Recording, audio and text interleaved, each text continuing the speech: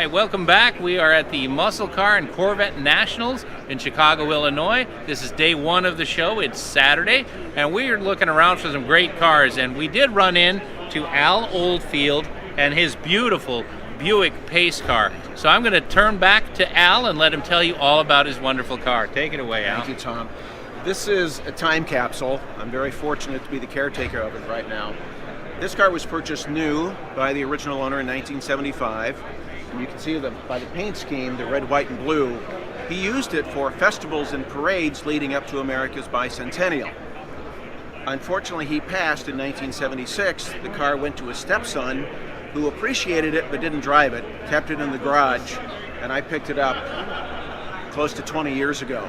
3,200 miles, original down to the tires, a fair amount of patina, but I wanted to honor the memory of the gentleman who bought it new and used it and shared it with people, so that's why we've left it in original condition, complete with a couple of holes drilled in the front bumper where he put the flag stands when he was in parades and festivals.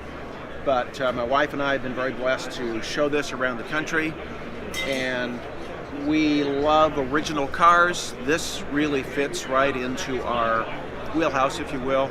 We also have a couple of other Buick pace cars, 1976 and 1981. So this is very special to us, and we love being here and sharing with people. A few people come by and go, "Oh, I saw one of those," or "I had one of those," and a lot of people come by and go, "What is that?" So it's great either way.